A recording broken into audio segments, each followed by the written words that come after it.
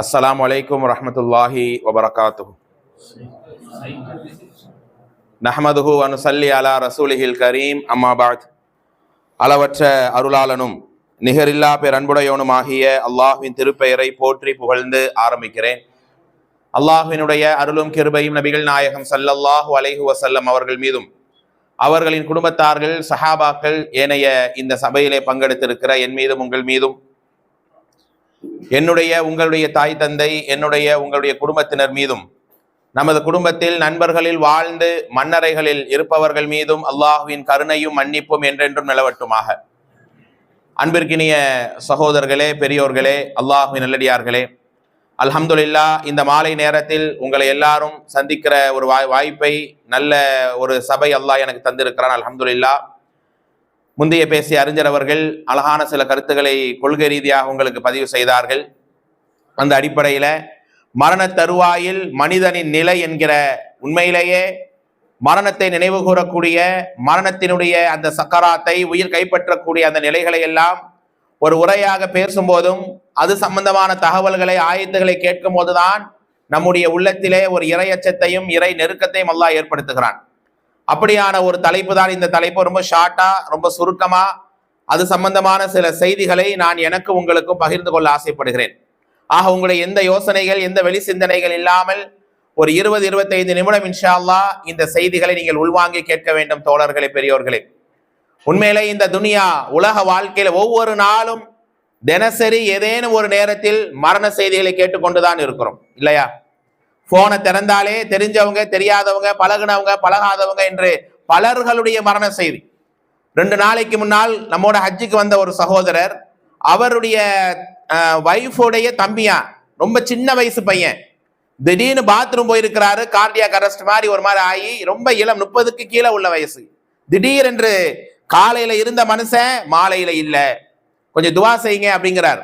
அப்ப யோசித்து பாருங்கள், ஒவ்வொரு நாளும் எத்தனையோ மரண செய்திகளை காதிலே கேட்டுக்கொண்டுதான் இருக்கிறோம். எத்தனையோ ஜனாசாக்களை அடக்கம் செய்ய போய் கொண்டு இருக்கிறோம்.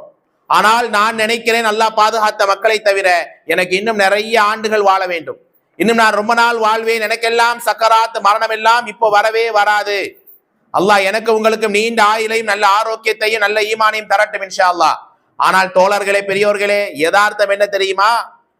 யதார்த்தம் என்ன தெரியுமா? ஒவ்வொரு நாளுமே நாம் மரணத்தை நோக்கித்தான் பயணித்துக் கொண்டிருக்கிறோம்.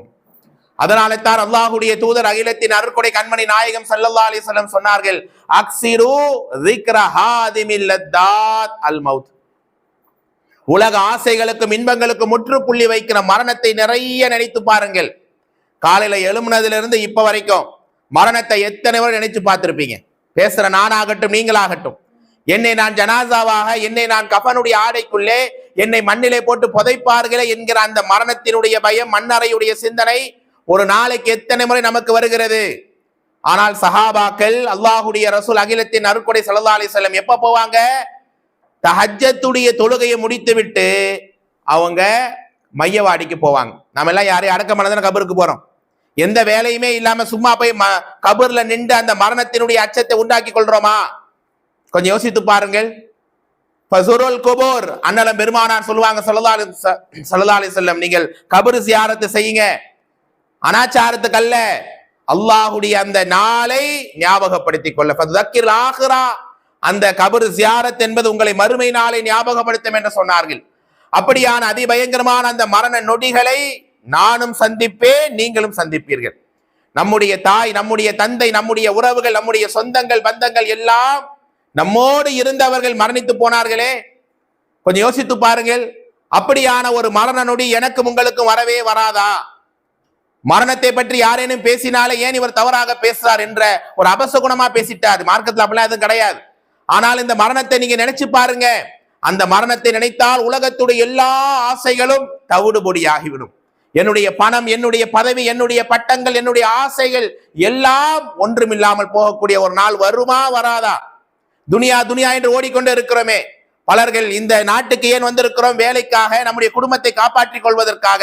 ஆனால் இந்த குடும்பம், இந்த துனியா ஒரு நாள் நம்மை விடை கொடுத்து அனுப்புமா, இல்லையா? அதனாலே தான் அல்லாஹ் ரப்பல் ஆலமீன் இந்த துனியாவுடைய நிலையை பற்றி சொல்கிறான். ஒரு சில வசனங்களை வரும்போதே பார்த்து நிறைய பேர் புக்கு பேனாவோட வந்தீங்க. நான் யாருமே நோட் பண்ற மாதிரி இல்லை, எல்லாரும் உள்ளத்தில் நோட் பண்றீங்கன்னு நினைக்கிறேன். ஆனா சில வசனங்கள் லைவ்ல பாத்துக்கிறீங்க, ஓகே, சில வசனங்கள் நம்முடைய ஈமானை பலகீனப்படுத்தும் போதெல்லாம் புரட்டி பார்க்க வேண்டிய வசனங்கள். குர்ஆனுடைய ஆயத் வெறும் பயானை கேட்க மட்டுமல்ல, மாஷா அல்லாஹ் ஒரு பயான் உடனே மாஷா அல்லாஹ் எல்லாம் வந்திருக்கிறீங்க. ஆனால் நம்முடைய ஈமான் பலகீனம் அடையும் போதெல்லாம் சில ஆயத்துகள் நம்முடைய உள்ளத்துக்கு நிச்சயமாக இறையச்சத்தை கூட்டி தரும். அல்லாஹ் சொல்லி தருகிறான் 23வது அத்தியாயத்துடைய 115வது வசனம்.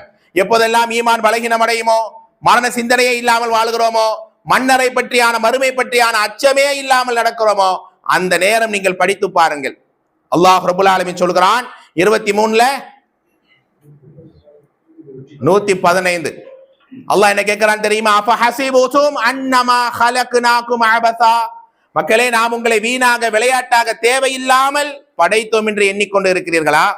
ஏன்னா மனுஷனுடைய வாழ்க்கையை பார்த்தா இறையச்சம் இல்ல, தொழுகை இல்ல, இபாதத் இல்ல, ஹலால் ஹராம்களை பேணுவதில்லை, கொள்கையில உறுதி இல்லை, அல்லாஹ் என்றால் யார் தெரியாது, ரசூல் என்றால் யார் தெரியாது, மார்க்கத்தினுடைய பிடிமானம் இல்லை, ஏதோ ஒரு தாத்தோட்டித்தனமாக நீ வாழ்ந்து கொண்டு இருக்கிறாயா? வஅன்னகும் இலைனா லா துர்ஜஊன், மீண்டும் என் பக்கம் வரமாட்டாய், மீண்டும் உனக்கு மரணம் இல்லை, மன்னரை இல்லை என்று நினைத்துக் கொண்டு இருக்கிறாயா? எல்லாருமே இந்த துனியா விட்டு நாம் விடைபெறத்தான் போகிறோம்.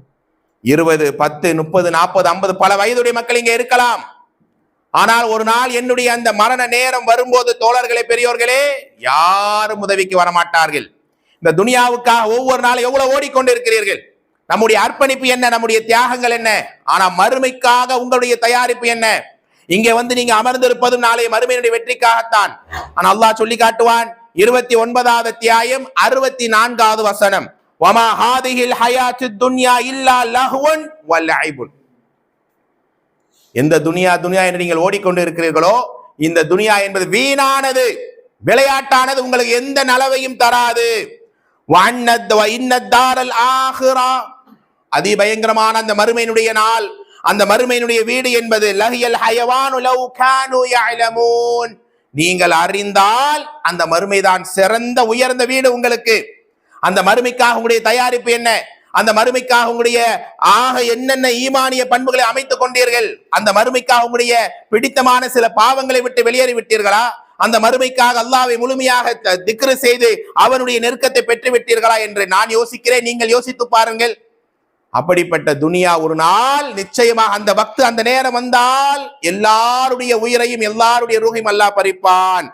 அதனாலே தான் அல்லாஹ் ரப்பல் ஆலமீன் சொல்வான் 3வது அத்தியாயம் 185வது வசனம், குல்லு நஃப்ஸின் ذائقத்துல் மௌத், ஒவ்வொரு ஆத்துமாவும் அதிபயங்கரமான அந்த மரணத்தை சுவைக்கும் என்று அல்லாஹ் சொல்லி காட்டுகிறான்.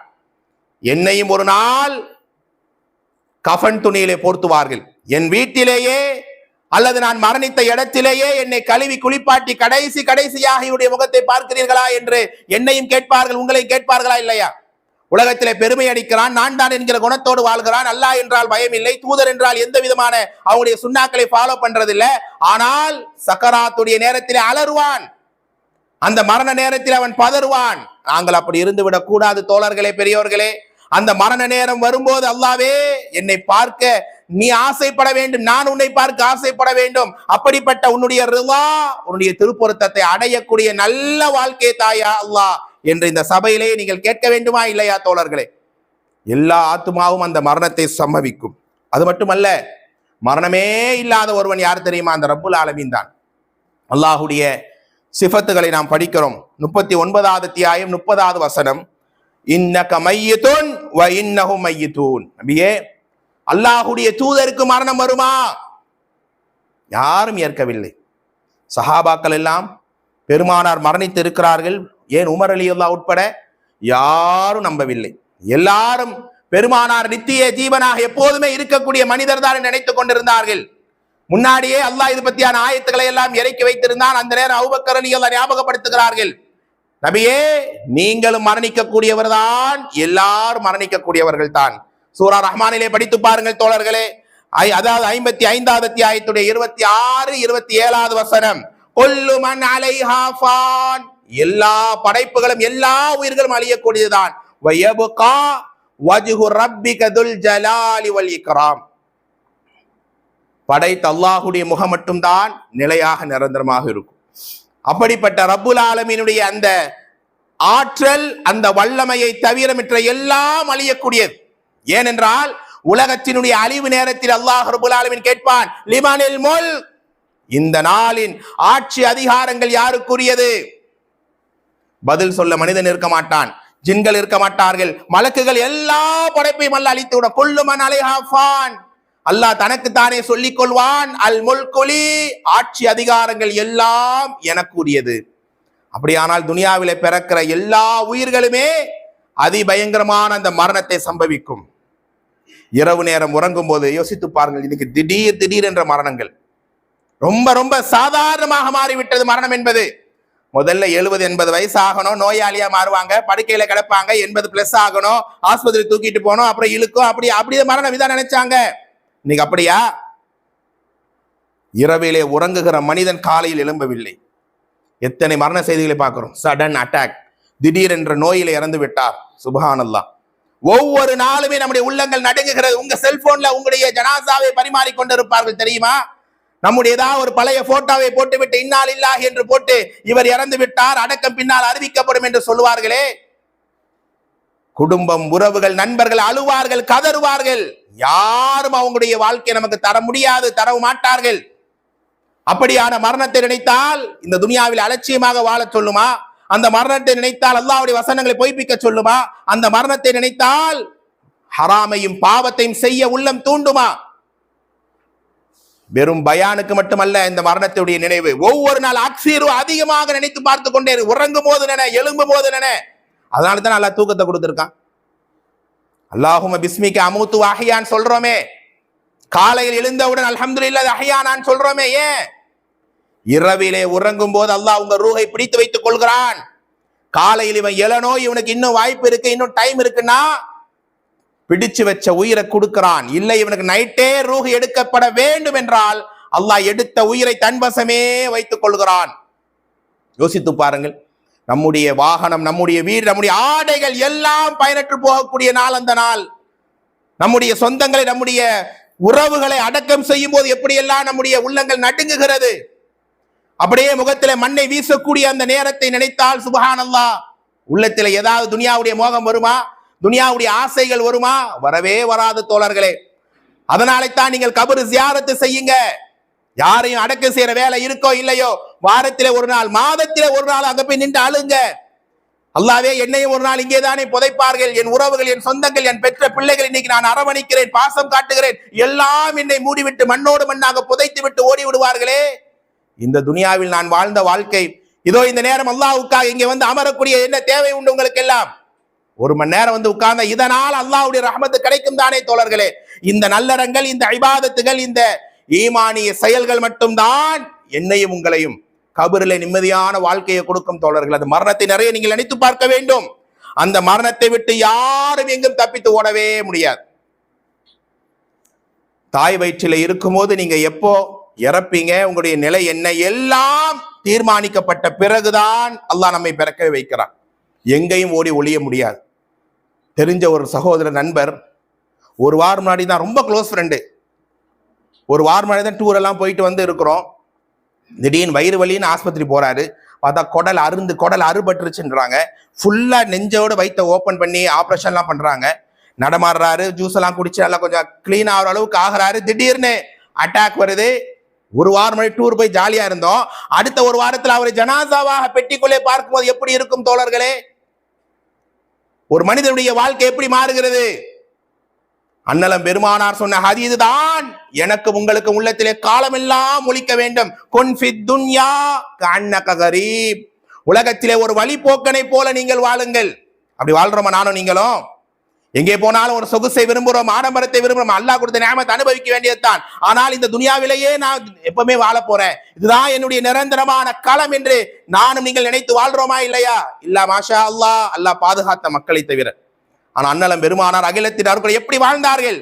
உங்களுக்கு மாளிகையை கட்டவா, சொகுசான சிம்மாசனங்களை உண்டாக்குவா? வேணவே வேண்டாம். நான் இந்த துனியாவில ஒரு வழிபோக்கன். காலை அடைந்தால் மாலை எதிர்பார்க்காதீங்க. மாலை அடைஞ்சிட்டோமா, அடுத்த நாள் காலை எதிர்பார்க்கா. இதுதான் இந்த துனியா. இந்த துனியாவுடைய யதார்த்தத்தை நீ கண் முன்னால் சில மரணங்கள் நமக்கு காண்பிக்குதா இல்லையா? எத்தனை மரணம். நல்லா சாப்பிட்டு தூங்கினாருங்க, ரொம்ப நெருக்கமான ஒரு உறவு, நல்ல வாக்கிங் போய் நல்ல ஹெல்த்தியா இருக்கிறவரு, விறுவிறுக்க வாக்கிங் போய் வந்து உட்கார்ந்து டீ தாங்கமான்னு கேட்கிறாரு. அந்த டீயை வாயில வைக்க முடியல, அதற்குள்ள அவர் இறந்து விட்டார். யோசித்து பாரு, வாக்கிங் போகும்போதோ அந்த டீயை கையில எடுக்கும் போதோ நினைச்சு பார்த்திருப்பாரா நம்முடைய துனியா முடி காலை அடைந்தவருக்கு, ஃபஜர் தொழுதவருக்கு அன்றைக்கு மக்ரிபுக்கு அடக்க முடிஞ்சு போச்சு. நைட்டு தூக்கம் இல்லை, உறக்கம் கபர்ல. அல்லாஹ் ரப்பல் ஆலமீன் சொல்கிறான், யாரும் எங்கேயும் ஓடி ஒளிய முடியாது. சூரா ஜுமாவினுடைய 8வது வசனம், குல் இன்னல் மௌத்தல்லதி தஃபிர்ரூன மின்ஹு, எந்த மௌத் வராது வராது வராது என்று நீங்கள் விரண்டு ஓடிக்கொண்டே இருக்கிறீர்கள். யாரும் மௌத்தை விரும்புவதில்லை இல்லையா? 70-80 வயதை தாண்டியவர் கூட நான் இன்னும் வாழணும் தான் ஆசைப்படுறோம். ஆனால் யதார்த்தம் என்ன தோழர்களே, பெரியோர்களே? எந்த மௌத்து வராது வராது நீங்கள் விரண்டு ஓடுகிறீர்களோ ஃபஇன்னஹு முலாகீக்கும், அந்த மரணம் நிச்சயமாக உங்களை சந்திக்கும். அதிகப்படியா 100 வருஷம் வாழ்ந்துருவோமா? யோசிச்சு பாருங்க. ரொம்ப அதிகமா ஆசைப்பட்டா இன்னைக்கு இருக்கிற நம்முடைய அதிகமான வயசானவங்க துவாவே நோய் நொடியில படுத்துறாம, ஆஸ்பத்திரியில ஐசியூ கடக்காம, என்னுடைய சுயநினைவா நான் இருக்கும்போதே, என்னுடைய தேவையை நானே பார்த்து கொண்டு இருக்கும் போது அப்படியே ரூஹ எடுத்துறியா அல்லாஹ், இப்படிதான் எல்லா வயசானவங்களும் கேட்க ஆரம்பிச்சுட்டாங்க. இப்படிதானே தோழர்களே? அப்ப அந்த நேரத்தில், அந்த மரண நேரத்தை நான் யார் என்றே தெரியாமல் என்னுடைய மலஜலங்களை என்னுடைய உறவுகள் அள்ளி கொண்டு இருக்கிற அப்படியான ஒரு நேரம், அப்படியான ஒரு நொடியை அல்லாஹ் பாதுகாக்க வேண்டும். அந்த மரணத்தினுடைய நேரம், அந்த மரணத்தினுடைய நொடியை நினைத்தால் உண்மையிலே தோழர்களே, அது யா அல்லாஹ் எங்களை இலகுவாக்கித்தா.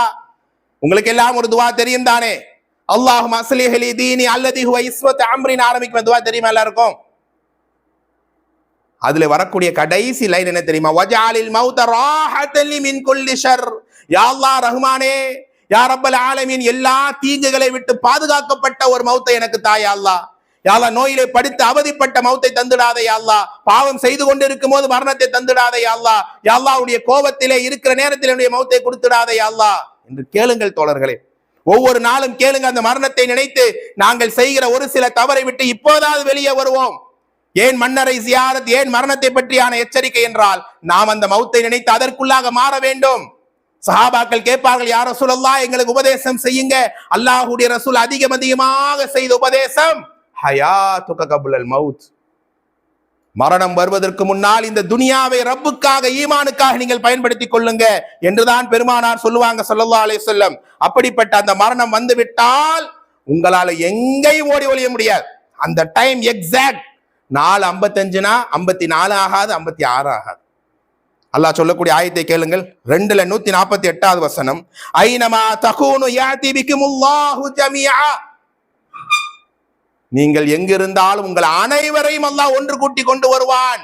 எங்கிருந்தாலும் உங்களுக்கான தவணை வரும். வேற ஒரு ஆயத்து 4:78 அல்லாஹ் சொல்லும் போது, ஐனமா தகூனு யுத்ரிக்குமுல் மௌத் வலவ் குன்தும் ஃபீ புரூஜி முஷய்யதா, உள்ளங்களை நடுங்க வைக்கக்கூடிய வசனங்கள் தோழர்களே. நீங்கள் எங்கிருந்தாலும் வலிமையான கோட்டைகளை போய் ஒளிந்து கொண்டால் மௌத் வருமா வராதா? ஒரு ஜனாசாவை கழுகுறோம், அப்ப அவருடைய பழைய வாழ்க்கை அப்படியே ஞாபகம் வருது. நம்மள்ட்ட எப்படி சிரிச்சு பேசினவர், எவ்வளவு அன்பா பழகுனவர், இன்னைக்கு எதுவுமே தெரியாமல் உணர்வற்ற நிலையில இருக்கிறார். இப்படிதானே என்னை ஒரு நாள் கழுகுவார்கள். பெரிய ஒரு நல்ல மனிதர், அவர் அப்படியே கடைசியா அவர் முகத்தை பார்க்கிறீங்களான்னு கேட்கும் போது அப்படியே உள்ள முருகுது. என் முகத்தையும் பார்த்து ஒரு நாள் கேட்பாங்களே, அந்த முகத்தை மூடித்தானே திறந்து காண்பிப்பார்கள்.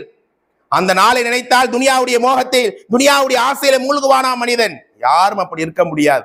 அப்படியான மரணத்தை நினைத்து என்னுடைய வாழ்க்கையை நான் அதிகப்படுத்திக் கொள்ள வேண்டும்.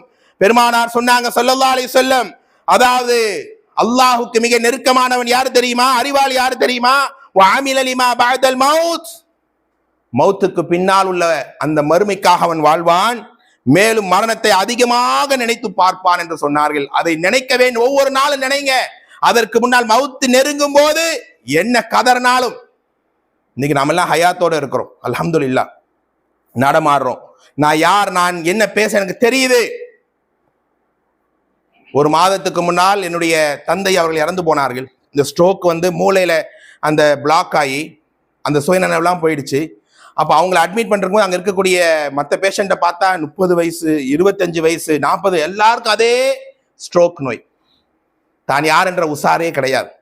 தந்தை மரணித்து விட்டார்கள், துவா செய்யுங்க. அப்போ ஒவ்வொரு நாளுமே அந்த நிலையை பார்க்கும்போது தான் யார் என்றே தெரியாமல் எத்தனை உயிர்கள் போய் கொண்டு இருக்கிறது. கேளுங்கள், சக்கராத்துடைய நேரத்தில் அல்லாவே உன்னை நான் தியானிக்க வேண்டும். ஒவ்வொருத்தருடைய சக்கராத் இருக்கா, சக்கராத் மிக முக்கியமான உயிர் கைப்பற்றப்படக்கூடிய நேரம். துனியாவில் 50% இருப்பான், மறுமையை நோக்கி 50% பயணிக்கப்பட்டு விடுவான். அந்த நேரம் போய் அலறினால், இன்னைக்கு காலையில ஃபஜர் தொழாமல் உறங்குறா, குர்ஆன் ஹதீஸ் என்ற நான் இங்க இருக்கக்கூடியவங்க எல்லாரையும் பார்த்து கேட்கிறேன், அல்லாஹ்வுடைய முழுமையான இல்மை புரிந்த மக்களாக அமர்ந்திருக்கிறீர்களா? மரணிக்கும் போது நம்முடைய கடைசி வார்த்தை என்னவா இருக்கணும்? சொல்லுங்க, என்னவா இருக்கணும்? அந்த வார்த்தை வரணும்னா அந்த லா இலாஹ இல்லல்லாஹ்வுக்காக என்ன அர்ப்பணிப்பை செய்தீர்கள்? அல்லாஹ்வுடைய தனி பெயர்களை சிறப்பு அறிஞ்சிருக்கிறோமா?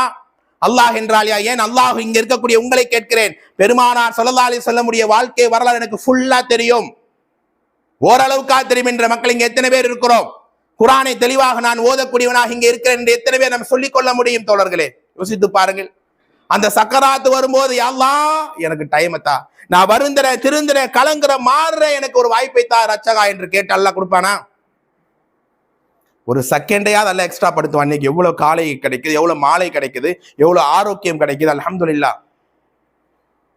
அப்படிப்பட்ட அந்த சக்கராத்துடைய நேரம் மிக கடுமையான நேரம் தோழர்களே. அல்லாஹ் ரப்பல் ஆலமீன் சொல்லுவான், 50வது அத்தியாயம் 19வது வசனம், வஜாஅத் சக்கரத்துல் மௌத் பில் ஹக்.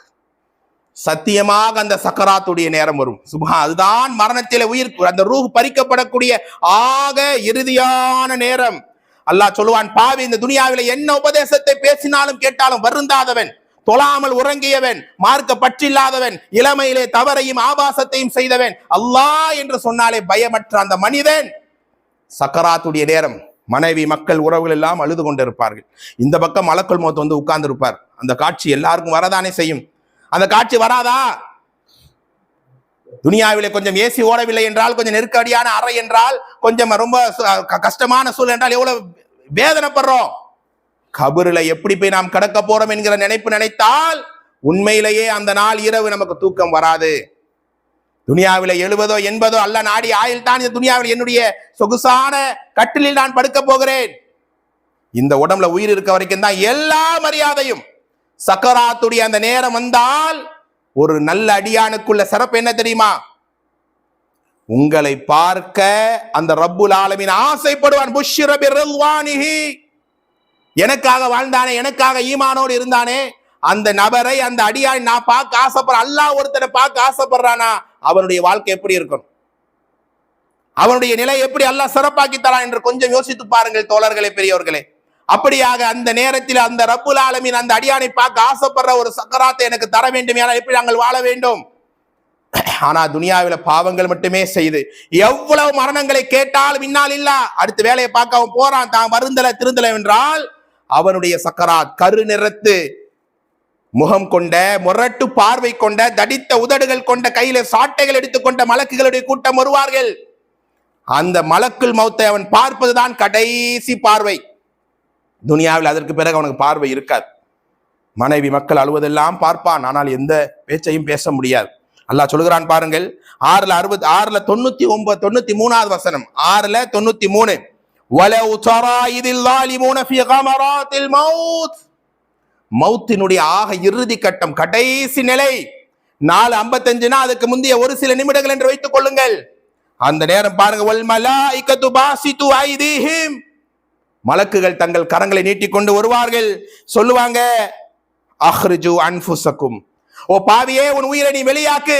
உலகத்திலே பாவம் செய்தாயே, அல்லாஹ் என்று வார்த்தை கேட்டாலும் நடுங்காத உள்ளங்களாக நீ இருந்தாயே, உன் உயிரை வெளியாக்கடா என்று மலக்குகள் அடிப்பாங்க, துன்புறுத்துவாங்க. ஒரு சாஃப்டான துணி கூர்மையான கம்பிகளில் மாற்றி கிழித்தால் எப்படி இழுப்பார்களோ அந்த உயிர் வெளியே வராது. வெளியே வந்தால் அதுக்கு சக்கராத்தும் மண்ணறையும் அதாபும் ஆரம்பிக்கவே, நான் வர முடியாது என்று அந்த உயிர் அங்கும் இங்குமாக ஓடி ஒளியும். கால ரப்பி, அவன் அழுவான், கால ரப்பி லௌலா அஹர்தனி இலா அஜலின் கரீப். 70 80 100 எல்லாம் அல்லாஹ் கொடுத்தான், ஆரோக்கியத்தை தந்தான், செல்வத்தை தந்தான், பணத்தை தந்தான், பலத்தை தந்தான், எல்லாவற்றையும் வீணாக்கி விட்டு சக்கராத்துடைய நேரத்துல அஜலின் கரீப், கொஞ்சம் டைம் தாயா அல்லாஹ், நான் வருந்துறேன், இனி என்னுடைய தொழுகையை பாரு யா அல்லாஹ், இனி என்னுடைய ஈமானை பாரு யா அல்லாஹ், இனி என்னுடைய உண்மையான நல்ல பண்புகளை நான் மாத்துறேன் யா அல்லாஹ் என்று என்ன கேட்டாலும் அவனுக்கான தவணை நிச்சயமாக முடியும் என்று அல்லாஹ் ரப்பல் ஆலமீன் சொல்லுகிறான். அது மட்டுமல்ல, அல்லாஹ் சொல்லி காட்டுகிறான் பாருங்க, முஹம்மது என்கிற அத்தியாயத்துடைய, உண்மையிலே உங்களுடைய உள்ளமெல்லாம் நடுங்கக்கூடிய வசனம், முஹம்மது என்கிற அத்தியாயத்துடைய 27 28வது வசனம், ஃபகைஃப இதா தவஃபத்ஹுமுல் மலாயிகா யضربون وجوههم وادبارهم, முகங்களிலேயும் பின்பகுதியிலையும் அடிச்சே அந்த உயிரை எடுப்பார்கள். சுப்ஹானல்லாஹ். என்னைக்காவது இந்த நிலை எனக்கு வந்துவிடக் கூடாது, என் தாய் தந்தைக்கு வந்துவிடக் கூடாது, என் மனை மக்களுக்கு வந்துவிடக் கூடாது என்று சக்கராத்துடைய அந்த நிலையை நினைத்து நம்முடைய தொழுகையிலையும் இரவு நேரத்திலையும் அழுதிருப்போமா? அப்படி அழக்கூடிய மனிதர் அல்லாஹ்வுக்கு மிக விருப்பமானவன். அப்படி அழக்கூடியவன் தன்னுடைய சக்கராத்தை நினைத்து அல்லாஹ்வுக்கு நெருக்கமான ஒரு நிலை அவன் அடைவான் தோழர்களே. அப்படி ஒரு வழியாக அந்த சக்கராத்துடைய அந்த நிலையில் அவன் உயிர் பறிக்கப்பட்ட பிறகு அவனுடைய நிலை ஆக கடினம். உங்களுக்கு எல்லாம் தெரியும், வானத்துக்கு அழைத்து செல்லப்பட்டால் முதல் வானம் அனுமதி மறுக்கப்படும். கெட்டவர்களுடைய பதிவேடு எங்க இருக்குங்க சொல்லுங்க, நான் கவனிக்கிறீங்க தானே? கெட்டவர்கள் பதிவேடு சிஜ்ஜீன் எங்க இருக்காது? துவா கேளுங்க, யா அல்லாஹ் சிஜ்ஜீன்ல எங்களை பதிவு செஞ்சிடாத. கேட்கணுமா இல்லையாங்க? பூமிக்கு அடியில சிஜ்ஜீன்கிற பதிவேட்டில் அந்த ரூஹை பதிவு செய்து உடம்பிலே போய் சேர்ப்பார்கள். மன்னரை வாழ்க்கை ஸ்டார்ட் ஆகும். ஆனால் தோழர்களே பெரியோர்களே, அல்லாஹுடைய நாட்டத்தில் உண்மையான இறை விசுவாசியாக அல்லாஹ்வுக்காக மறுமைக்காக வாழ்ந்த மக்களாக இருந்தால் சூரா ஃபஜ்ருடைய கடைசி வசனங்களை படித்து பாருங்கள். யா அய்யத்துஹன் நஃப்ஸுல் முத்மஇன்னா, திருப்தி பொருந்தி அல்லாஹ்வுக்காக வாழ்ந்த ஆத்துமாவே, இர்ஜிஇ இலா ரப்பிகி ராதியத்தம் மர்லியா, திருப்தி பொருந்தி அல்லாஹுடைய அருளோடு வெளியே வாங்கமான். அந்த உயிரை அப்படியே இலகுவாக கவிழ்த்து விட்ட தண்ணீரை போல அந்த உயிரை எடுப்பார்களே, அவன் யார்? சராசரியானவனா, சாதாரணமானவனா? அல்லாஹுடைய நேசம் பெற்றவன். அந்த ரூஹை எடுத்து முதல் வானம் 7 வானம் வரைக்கும் போய் கஸ்தூர் நீரால கழுவி, நீங்கள் சொன்னீர்களே அழியூனிலே அந்த ரூஹை பதிவு செய்வார்கள். அப்படிப்பட்ட ஒரு ரூஹாக என் உயிர் இருக்கணுமா இல்லையா? அப்படி அந்த ரூஹ் பறிக்கப்படக்கூடிய சக்கராத் சாதாரணமானதல்ல. அகிலத்தின் அருட்கொடை அன்னலம் பெருமானார் கண்மணி நாயகம் ஸல்லல்லாஹு அலைஹி வஸல்லம் சக்கராத்தில இருக்கிற நேரம் என்ன அவதிப்பட்டார்கள். தன்னுடைய அடிமையான அனஸை பார்த்து சொல்லுகிற, அனஸே, உங்களை 2 பேர் அனுபவிக்கிற சக்கராத்தை நான் ஒருவன் அனுபவித்துக் கொண்டிருக்கிறேன். அல்லாஹுடைய தூதர் அகிலத்தின் அருட்கொடை கடைசியாக சொன்ன துவா என்னங்க? லா இலாஹா இல்லல்லாஹ் இன்னலில் மௌத்தி சக்கராத். வணக்கத்திற்குரிய அல்லாஹ்வை தவிர யாரும் இல்லை, நிச்சயமாக சக்கராத் கடுமையான வேதனை கொண்டது. கடைசி வரை அந்த துவாவை செய்துவிட்டு தான் பெருமானார் கரம் கீழே இறங்கியதென்றால் எப்படிப்பட்ட நிலை தோழர்களே. ஃபாத்திமா ரலியல்லாஹு அழுகிறார்கள், ஃபாத்திமா என் சதை துண்டை இங்கே வா, இந்த நாளுக்கு பிறகு வாப்பாக்கு எந்த கஷ்டம் இல்லை, நீ அழாதேன்னு சொன்னார்கள். அப்படிப்பட்ட சக்கராத்துடைய நிலையை நினைத்தால் துனியாவுடைய மோகத்திலே மூழ்க மனுஷன் மனசு வருமா? பாவத்தில் நுழைய மனசு வருமா? நல்ல கணவனா இல்ல, நல்ல மனைவியா இல்ல, நல்ல இளைஞனாக இல்லை. அந்த சக்கராத்துடைய நேரம் ஆக கடுமை தோழர்களே. அந்த சக்கராத்துக்கு பிறகு நடைபெறக்கூடிய நிகழ்வுகள் எல்லாம் அது தனி பாடம், நீங்கள் படித்துக் கொள்ள வேண்டும் அன்பானவர்களே. இறுதியாக ஒரே ஒரு செய்தி, ஒரு 5 நிமிஷம் பேசலாமா? நம்முடைய வாழ்க்கையில இறுதியாக ஒவ்வொரு மனிதனும் ஆசைப்படக்கூடிய நிலை என்ன தெரியுமா? இன்னமல் அமால் பில் ஹவாத்திம். ஒவ்வொருத்தருடைய இறுதி நிலையை வைத்துத்தான் அவங்களுடைய மறுமை வெற்றி அல்லாஹ் உறுதியாக்குகிறான். கடைசில இதா அராதல்லாஹு பிஅப்தின் ஹைரா, ஒரு அடியானுக்கு அல்லாஹ் ஹைரை சிறப்பை நாடுவான் என்றால் என்ன செய்வான் தெரியுமா? இஸ்தஅமல்ஹு, நிறைய அமல் செய்யக்கூடிய தௌஃபீக்கை தருவான். நிறைய அல்லாஹ் இன்னைக்கு பயானுக்கு வரணும்னு பல பேர் ஆசைப்பட்டிருப்பாங்க, வர முடியாம போச்சு. பல பேர் நம்ம குர்ஆன் ஓது நினைக்கிறோம், தஹஜ்ஜுத் தொழு நினைக்கிறோம், முடியல. அல்லாஹ் நாடணும். அப்படி சக்கராத்துடைய நேரத்தில் நன்மை செய்தவர்களாக மரணிக்க வேண்டும். பயான் பண்ணிட்டே இருக்கும்போது ஒரு மவுத், இஹ்ராம்ல இருக்கும்போது மரணம், துவா செஞ்சுட்டு இருக்கும்போது சஜிதாவில இருக்கிற நேரம் ஒரு மரணம். இப்படியான அந்த கடைசி நிலையை வைத்துத்தான் அவனுக்கு நல்ல முடிவா கெட்ட முடிவான் அல்லாஹ் முடிவு செய்கிறான். நான் எல்லாம் முஸ்லீம், நான் பெரிய ஆலிம், நான் பெரிய மாஷா அல்லாஹ் மார்க்கத்தை எடுத்து வைத்தவன், நல்ல முடிவு தான் கிடைக்கும் ஆதரவு வைக்கிறோம். ஆனா யார் கையில இருக்குது? சொர்க்கத்துக்குரியவனாவே வாழ்ந்துகிட்டு இருப்பான், அவனுக்கு சொர்க்கத்துக்கு ஒரு ஜாண்டா இருக்கும். கடைசியில் அல்லாஹ் ஒரு பாவத்தை செய்ய வைத்து அவனை நரகவாசி ஆக்கிடுவான்.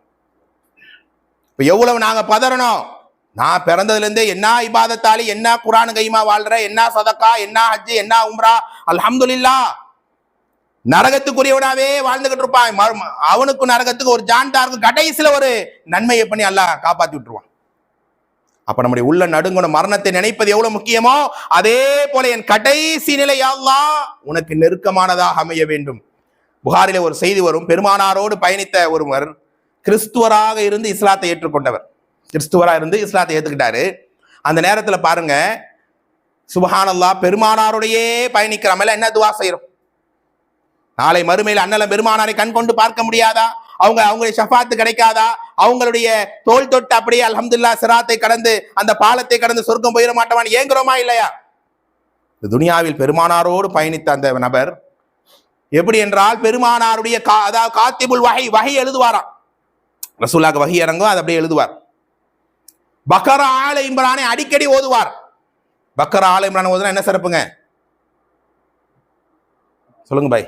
என்கிட்ட கேள்றாங்கிற மாதிரி இருக்கு, சொல்லுங்க. அந்த சூரா ஷஃபியான் லி அஸ்ஹாபிஹி, அது ஓதுறவங்களுக்கு அந்த சூரா ஷஃபாத் பண்ணும். குர்ஆனை திறந்து ஓதுங்க, நேரம் கிடைக்கும் போது ஓதுங்க, விளக்கத்தோட ஓதுங்க.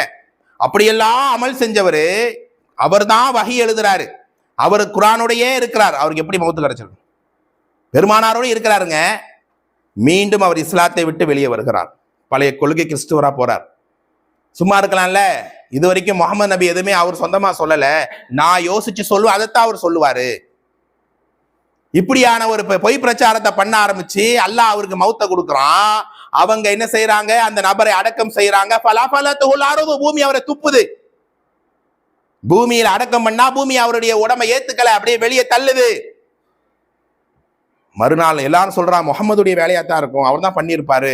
மறுபடியும் ஆழமா குழிய தோன்றாங்க. 2வது நாள் வைக்கிறாங்க, 2வது நாள் வெளியே கிடக்குது. 3வது நாளும் தோன்றாங்க, 3வது நாள் வெளியே கிடக்கிறது. அப்போதான் அந்த மக்கள் அறிந்து கொண்டார்கள், இது மனிதனுடைய வேலை அல்ல, இது இந்த மனுஷனுக்கான தண்டனை. கடைசி வரைக்கும் அந்த ஜனாசா மண்ணில் புதைக்கப்படாமலேயே அழுகிய நிலையில் கிடந்ததென்றால் இதை விட ஒரு துர்மரணம் இருக்குமா? எப்படி மௌத்தாயிருக்கணும் அவரு? குர்ஆனை எழுதின மனுஷங்க, குர்ஆனை அடிக்கடி ஓதின மனுஷன், ரசூலுல்லாஹ்வுடைய இருந்த மனுஷன், எப்படியான இறுதி முடிவு கிடைக்கணும்? சஹாபாக்கள் பெருமானாரை பள்ளிக்கு சந்திக்க வராங்க. சொன்னார்கள், ஒவ்வொருடைய ஈமானையும் அல்லாஹ் ஃபிங்கர் டிப்ல வச்சிருக்கிறான், விரல் நுனியில் வைத்திருக்கிறான். யுகல்லிபுஹா பிமா ஷாஅ, நாடியவார் அல்லாஹ் அதை புரட்டி விட்டுருவான். பெரிய இபாதத்தா இருப்பார், பெரிய நன்மையா இருப்பார். திடீர்னு பார்த்தா அதெல்லாம் விட்டுட்டு நார்மலா வாழ்ந்துகிட்டு இருப்பார். அல்லாஹ் அப்படியே உள்ளங்களை புரட்டி விடுவான். தினசரி காலை மாலை ஓதுங்கள், யா முகல்லிபல் குலூப், உள்ளங்களை புரட்டக்கூடியவனே, சப்பித்த கல்வி அலா தீனிக், என் உள்ளத்தை மார்க்கத்தில் நிலைத்து வை யா அல்லாஹ். சொன்னாங்களே குழப்பங்கள், இதுல மாட்டிய ஈமானை யா அல்லாஹ் நீ பறிகொடுக்க வைத்திடாத என்று காலை மாலை கதறுங்கள். அதே ஒரு யுத்த காலம் உங்களுக்கு எல்லாம் தெரியும். எதிரணியில இருக்கிறார் ஒரு மனுஷன், எதிரியா இருந்துட்டு முஸ்லிம்களை எதிர்த்து போர் செய்யறாரு. மதிய நேரம் பெருமானாரை வந்து சந்திக்கிறாரு. நான் இஸ்லாத்தை ஏற்றுக்கொண்டா எனக்கு என்ன கிடைக்கும்? பெருமானார் சொன்னாங்க, வலக்கல் ஜன்னா, உனக்கு சொர்க்கம். அப்படியே இந்த அணிக்கு மாறுறார். காலையில எதிரியா இருந்தவர் மாலையில முஸ்லீமாகி முஸ்லீம்களிலிருந்து எதிரிகளோட போர் செய்கிறார். அந்த நேரம் எதிரிகளால் குத்துப்பட்டு அவர் இறந்து விட்டார். சஹாபாக்கள் டிஸ்கஸ் பண்றாங்க, இவர் யார், எப்படி இவங்களை அடக்கம் பண்றது? காலையில் எதிரியா இருந்த மனுஷன் இப்ப நம்மோடு இறந்திருக்கிறார், நம்முடைய சுகதாக்களோடு இவர் அடக்கம் செய்யணுமான்னு பேசிட்டு இருக்கும்போது பெருமானார் சொன்ன வார்த்தை என்ன தெரியுமா? ஸல்லல்லாஹு அலைஹி வஸல்லம், ஹுவ தஹலல் ஜன்னா வலம் யஸ்ஜுத் லில்லாஹி சஜ்தத்தன் வாஹிதா. அல்லாஹ்வுக்காக ஒரு சஜிதாவை கூட செய்யாமல் அவர் சொர்க்கமே போயிட்டார், நீங்க என்னப்பா பேசிட்டு இருக்கிறீங்க அப்படின்னாங்க. எப்படி அல்லாஹ் முடிவை மாத்துறான்? ஆக நாம் உள்ளத்தால் நடுங்க வேண்டும் தோழர்களே. ஏன் உமர் ரலியல்லாஹ் குத்துப்பட்டு அப்படியே கிடக்கிறார். உமர் ஃபில் ஜன்னா என்று சொல்வார்கள் அண்ணலம் பெருமானார் ஸல்லல்லாஹு அலைஹி வஸல்லம்.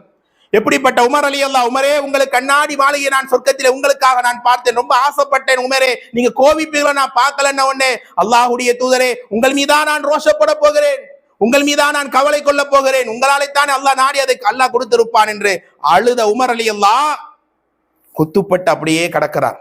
ஒரு ஜனாதிபதி இப்னு உமர் ரலியல்லாஹ் ஓடி வருகிறார்கள். வாப்பாவுடைய நிலையை பார்த்து மகனால் எப்படி இருக்க முடியும்? பாப்பா கொஞ்சம் அந்த தலையணையை வைத்து நான் தருகிறேன், கொஞ்சம் சாஞ்சு உட்கார்ந்துக்குங்க, அந்த ரத்தம் போறதாவது குறையுமே. தானி என்னை விட்டுடு, நான் அப்படியே கிடக்கிறேன். பாப்பா என்னுடைய தோளிலே சாய்ந்து கொள்ளுங்கள். இப்னு உமரே, இந்த உடம்புல உயிர் இருக்கிற வரைக்கும் தான் உன்னுடைய தோளிலே சாய்த்துக் கொள்வாய். நான் இறந்து விட்டால் நீ கூட என் முகத்திலே மண்ணைத்தான் வீசுவாய். இப்படி நான் இந்த சொகுசான மெத்தையில படுத்திருக்கிற நிலையில் என்னுடைய ரூஹு பறிக்கப்பட்டல, அதற்கும் நான் பதில் சொல்லணுமே, பயப்படுறேன், இப்படியே விடு என்று சொன்னாரே. நம்முடைய இறுதி நிலை என்ன? ஆக தோழர்களே, பெரியோர்களே, மரணம் நிச்சயம் எல்லாருக்கும் உறுதி. நம் துஆ செய்கிற நீண்ட ஆயுளை கூடிய அல்லாஹ், நோய் நொடி இல்லாத எதை கேட்டாலும் ஆஃபியத்தோடு கேளுங்கள், ஆரோக்கியத்தோடு கேளுங்கள். ஆரோக்கியம் என்பது உலகத்துக்கும் உண்டு, மரணத்துக்கும் உண்டு, மண்ணறைக்கும் உண்டு, நாளை மறுமைக்கும் உண்டு தோழர்களே. ஆக துனியாவுடைய மோகம், துனியாவுடைய ஃபித்னா எல்லாவற்ற பாதுகாப்பு தேடி நம்முடைய பாவங்களை குறைத்துக் கொள்வோம், நம்முடைய ஈமானை இன்னும் உயிர்ப்பித்துக் கொள்வோம். அல்லாஹ் நாடி அல்லாஹ் எங்களுக்கு ஹயாத்தை கொடுத்திருக்கிறான், நிம்மதியான வாழ்க்கையை கொடுத்திருக்கிறான். இதையெல்லாம் புரிந்து அந்த ரப்புல் ஆலமீனுக்கு நன்றி செலுத்தக்கூடிய நல்ல மக்களாக நாம் மாறி ஈமானோடு வாழும்போது கடைசி வார்த்தையாக லா இலாஹா இல்லல்லாஹ் என்ற வார்த்தையோடு அல்லாஹ் என்ன பார்க்க ஆசைப்படுறாங்கிற அந்த சுப செய்தியோடு அல்லாஹ் என்னுடைய சக்கராத்தை என் ரூஹை அல்லாஹ் நிச்சயமாக எடுப்பான்ங்கிற அந்த உறுதிமொழி எனக்கும் உங்களுக்கும் வர வேண்டும். எனக்கும் உங்களுக்கும் அல்லாஹ் ரப்புல் ஆலமீன் நீண்ட ஆயுளையும் நிறைவான பரக்கத்தையும் தந்து எந்த நோய் நொடிகள் இல்லாம, மன அழுத்தங்கள் இல்லாம, பொருளாதார சிரமங்கள், குடும்ப கஷ்டங்கள் இல்லாமல் மூமின்களாக வாழ்ந்து கடைசியாக லா இலாஹா இல்லல்லாஹ் என்ற கலிமாவோடு மரணித்து என்னையும் உங்களையும் அல்லாஹ் ரப்புல் ஆலமீன் பொருந்திக் கொண்ட நிலையில் நம்முடைய ரூஹை அழியீன் என்கிற பதிவேட்டில் அல்லாஹ் பதிவு செய்ய வைத்து என்னுடைய உங்களுடைய கபர் வாழ்வை ரௌலத்தன் மின் ரியாதில் ஜன்னா சோன பூங்காவாக 70க்கு 70 விசாலம் கொண்ட நிம்மதியாக உறங்கக்கூடிய புது மாப்பிள்ளைகளாக அல்லாஹ் எங்களை ஆக்கி நாளை மறுமை நாளில் அகிலத்தின் அருட்கொடை அண்ணலம் பெருமானார் ஸல்லல்லாஹு அலைஹி வஸல்லமோடு எழுப்பப்பட்டு வலது கையில் பட்டோலை பெற்று மின்னல் வேகத்தில் நரக பாலத்தை கடந்து நரகம் பக்கமே போய்விடாமல் அல்லாஹுடைய திருமுகத்தை பார்த்த நிலையில் அல்லாஹுடைய ரசூலுக்கு அருகிலே ஜன்னத்துல் ஃபிர்தௌஸில் உலா வரக்கூடிய உயர்ந்த பாக்கியத்தை எனக்கும் உங்களுக்கும் என்னுடைய உங்களுடைய குடும்பத்தார் அனைவருக்கும் அல்லாஹ் தந்த அருள் புரிவானாக என்று பிரார்த்தனை செய்து உங்கள் எல்லாருடைய துவாக்களில் என் பெயர் இருக்கும் என்று நான் ஆதரவு வைக்கிறேன். மௌலவியுடைய பெயரை ஞாபகம் வைத்துக் கொள்ளுங்கள். அல்ஹம்துலில்லாஹ், ரொம்ப அற்புதமான இந்த நிகழ்ச்சியிலே யான்பு மக்களுடைய சந்திப்பு முதல் முறையாக கிடைத்திருக்கிறது. மீண்டும் மீண்டும் வரக்கூடிய வாய்ப்பை அல்லாஹ் தரட்டும் இன்ஷா அல்லாஹ். உங்களுடைய துவாக்களை எதிர்பார்த்து அல்லாஹ்வை புகழ்ந்து முடித்துக் கொள்கிறேன். அஸ்ஸலாமு அலைக்கும் வரஹ்மத்துல்லாஹி வபரகாத்துஹு.